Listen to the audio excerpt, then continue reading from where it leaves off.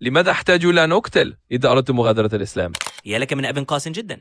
ألا يتعارض ذلك مع الآية القرآنية التي تقول لا إكراه في الدين؟ فعقوبتك الإعدام أو السجن مدى الحياة. هناك حديث صحيح يقول إن الذي يترك الإسلام يجب أن يقتل.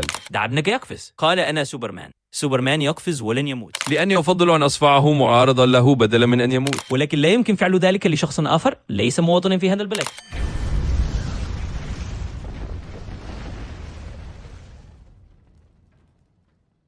اسمي أحمد فرح، أعمل بدوام جزئي وعامل مستقل في مجال التسويق ورائد أعمال.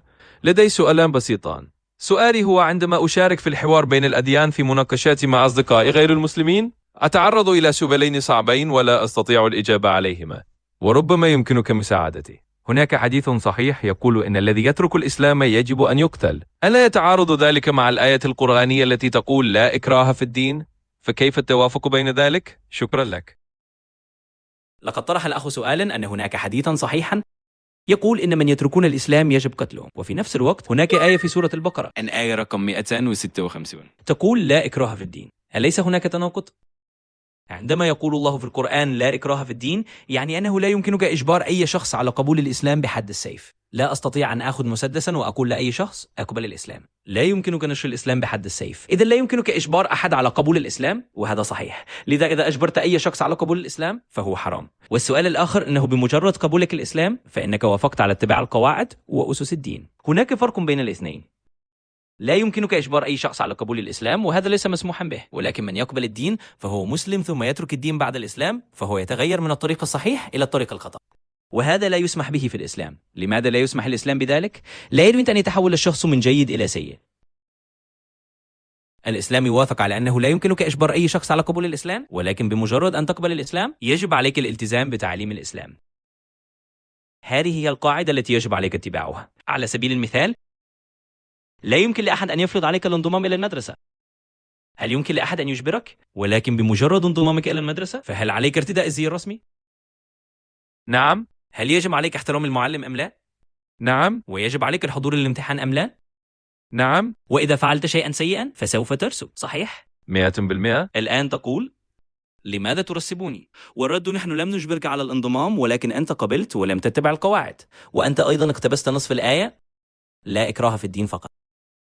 وتكملة الآية: قد تبين الرشد من الغي، فمن يكفر بالطاغوت ويؤمن بالله فقد استمسك بالعروة الوثقى لا انفصام لها. إذا تمسكت بالله سبحانه وتعالى فسيأخذك من الظلام إلى النور، أما إذا تمسكت بالشيطان فإنه سيأخذك من النور إلى الظلام. الشيطان يبدلك بالظلام بالكامل.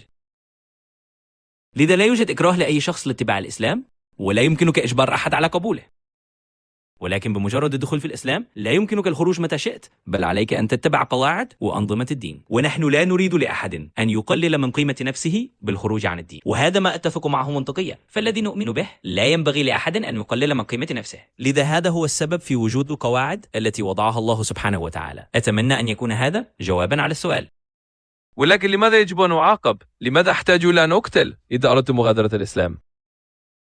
إذا وافقت على القبول في المدرسة وفشلت فهل عليك أن تسأل لماذا علي أن أعاقب؟ ولكن السؤال هو لماذا عليك أن تفشل في المدرسة؟ هناك وجهتان نظر. وجهة النظر الأولى هي مثل شخص في البلد. أنت تعلم أن هناك شيئا اسمه الخيانة. أنت تعرف الخيانة؟